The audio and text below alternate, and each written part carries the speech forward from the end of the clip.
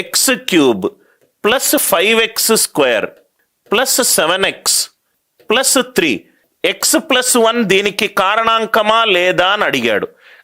x+1 ఎప్పుడు కారణాంకం అవుతుంది? Polynomials లో x-1 ఎప్పుడు కారణాంకం అవుతుంది? x+1 ఎప్పుడు కారణాంకం అవుతుంది? Important. Even power of X ముందున్న చరరాశుల ముందున్న రైట్ కాన్స్టెంట్లను యాడ్ చేయండి. 3 + 5 8. 7 + 1 ఎంత? 8. 8 = 8 అయింది అనుకోండి. x+1 అనేది ఈ p ఆఫ్ x కి ఒక కారణాంకము, x+1 అనేది ఈ నంబర్కి ఒక కారణాంకము. అందరికీ లాజిక్ అర్థమైందా? x-1 మీద x+1 మీద మీకు చాలా వరకు క్వశ్చన్లు వస్తాయి. ఇది మొట్టమొదటి ఎగ్జాంపుల్. క్వశ్చనే కాదు, క్లాసులో నేను కొన్ని క్రియేట్ కూడా చేస్తాను, సో దట్ మీకు అర్థమవుతుంది. 5x⁴ plus 4x³ plus ax² plus 7x plus 6. x+1 కారణాంకం కనుక అవుతే, x+1 కారణాంకం కనుక అవుతే ఏ వాల్యూ ఎంత? x+1 కారణాంకం కనుక అవుతే ఏ వాల్యూ ఎంత? x⁴ minus 5x⁴ plus 4x³ plus ax² plus 7x plus 6. Even పవర్లు 6 + a -1, 6 + a -5 = ఆడ్. రైట్, బేసి పవర్లన్నీ కూడాలి. 7 + 4 11, 11 + 1 ఎంత? 12. 1 + a = 12, a = 11. ఈ రెండు ఎగ్జాంపుల్స్ అందరికీ అర్థమైందా? మొట్టమొదటగా స్టూడెంట్స్, క్వశ్చన్ అంటే నేను లాస్ట్ క్లాస్లో చూశాను. క్వశ్చన్ అంటే ఇక్కడి నుంచి ఇక్కడికి వరకు చదవడం కాదు, అది అసంపూర్ణంగా మీరు క్వశ్చన్ చదవడము. క్వశ్చన్ అంటే ఇక్కడి నుంచి ఇక్కడి వరకు చదవడము. ఆన్సర్ ఆప్షన్లను చదవకుండా మీరు క్వశ్చన్లను చదివితే ప్రాబబ్లీ అట్లీస్ట్ ఒక 30-40 క్వశ్చన్లు మీరు ఎక్కువ టైం తీసుకుంటారు.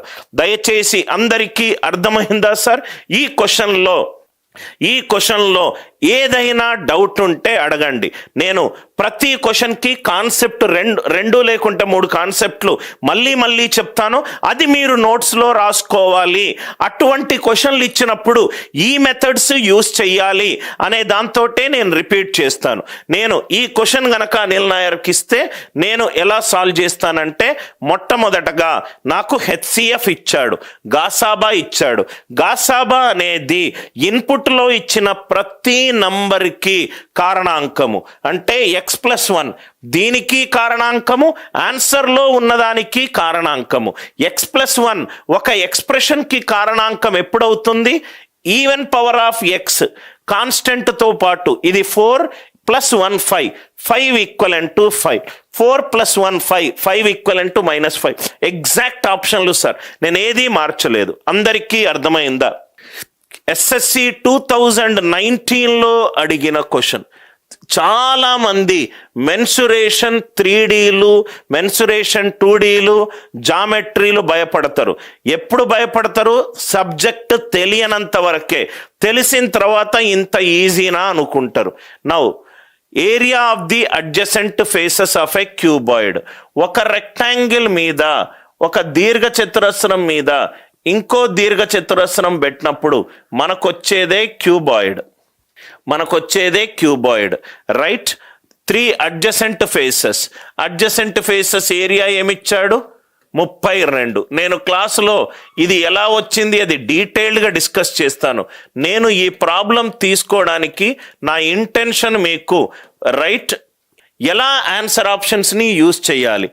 A1 ఏమో 32, A2 ఏమో 24, A3 ఏమో 48. మొత్తం ఇక్కడ చూస్తే ఇక్కడ 1, ఇక్కడ 2, ఇక్కడ 3, ఇక్కడ 4, ఇక్కడ 5, దాని వెనకాల 6 ఉన్నాయి మొత్తం. అంతే కదా సార్? ఇప్పుడు రెక్టాంగిల్ మీద రెక్టాంగిల్, ఒక రెక్టాంగిల్ మీద ఒక రెక్టాంగిల్, ఇక్కడ 1, ఇక్కడ 2, ఇక్కడ 3, ఇక్కడ 4, కింద 5, దాని వెనకాల 6. సో పక్క పక్కన మొత్తము మనకు 3 ఉన్నాయి. అంతే కదా సార్? పక్క పక్కన అంటే దానికి ఆనుకొని ఉన్నది. 6లో 2 తీసుకుంటూ వస్తుంది. సో వాల్యూమ్ ఏమవుతుంది? వాల్యూమ్ ఈజ్ మీ అందరికీ తెలుసు, √A1 A2 A3. 3Dలో నేను క్లియర్గా ఈ వాల్యూమ్ ఎలా వచ్చింది అనేది నేను ప్రూవ్ చేస్తాను. ఇప్పుడు మనకు మిగతా అన్ని కూడా జస్ట్ దీని అప్లికేషన్ చెప్తాను. వాల్యూమ్ ఏంటి? √A1 A2 A3. ఇక్కడ చూడండి సార్, ఇక్కడ చూస్తే √32 × 24 × 48, 32 × 24 × 48. మీరేం చేస్తారు? దీన్ని క్యాల్కులేషన్ చేస్తారు. మీరు దీన్ని క్యాల్కులేషన్ చేసి 32 × 24 × 48 చూద్దాం, క్యాల్కులేట్ చేసి చూద్దాం. 32, 24 అనేది 8 × 3, 48 అనేది 8 × 6. ఇక్కడ 8 బయటకు వచ్చింది. √32 × 24 అంటే ఇది 8 × 4, ఇది మళ్ళీ 8 × 3, ఇది మళ్ళీ 8 × 3. So 8 8s are 64. ఇలా మీరు క్యాల్కులేట్ చేస్తారు. అంతే కదా సార్? రైట్.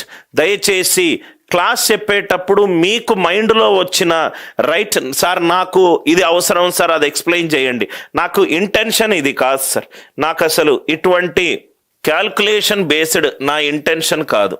నా ఇంటెన్షన్ అలా ఏంటంటే ఈవెన్ ఫార్ములా కూడా నా ఇంటెన్షన్ కాదు, ఇలాంటిది ఇచ్చినప్పుడు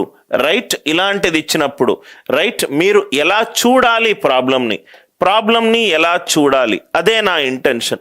ఇక్కడ చూడండి సార్, ప్రాబ్లంని ఎలా చూడాలి. ఈ ప్రాబ్లంని నేను గనక చూసినట్టు అయితే యూనిట్ డిజిట్ ప్రకారము చూడొచ్చు, కానీ ఇంకో కొంచెం కొత్త పద్ధతి ఒకటి చెప్తాను. ఇక్కడ చూడండి సార్, ఇది గనక 24, 8 × 3, ఇది 48, 8 × 6, 6 3s are 18, 18లో 9 × 2 ఉన్నది. ఆన్సర్ 3 × ఆన్సర్ సంథింగ్ ఉండాలి. ఈ 3 × ఎందుకు వచ్చిందో అందరికీ అర్థమైందా? 3 × ఎందుకు వచ్చింది? బయట 3 × వచ్చింది అనంటే ఇన్సైడ్ క్వశ్చన్లో 9 × ఉన్నట్టు అర్థం. 9 × ఉందా చూడండి. 9 × 24ని 8 × 3గా రాసుకోవచ్చు, 48ని 8 × 6గా రాసుకోవచ్చు. 6 3ల 18, 18 అంటే 9 × 2, అండర్ రూట్లో 9 ఉంటే బయటకు వచ్చేసరికి 3 అవుతుంది. ఇది ఎట్లయినా 3 తోటి డివైడ్ కావట్లేదు. మళ్ళీ ఎక్స్ప్లెయిన్ చేస్తున్నాను చూడండి. ఫార్ములా అవసరం లేదు, సబ్స్టిట్యూట్ చేస్తే మనకు ఆన్సర్ వస్తుంది సార్, కానీ ఆ పద్ధతి నాకు రైట్ నేను మీకు నేర్పించట్లేదు. 24లో ఒక మల్టిపుల్ ఆఫ్ 3 ఉంది. 8 3ల 24, 48లో 8 6ల 48 ఉన్నది. రూట్లో 3 6ల 18 ఉన్నది. 18 అంటే 9 × 2. ఆన్సర్ 3 × సంథింగ్ ఉండాలి. 3 × సంథింగ్, కానీ 9 × సంథింగ్ కాదు.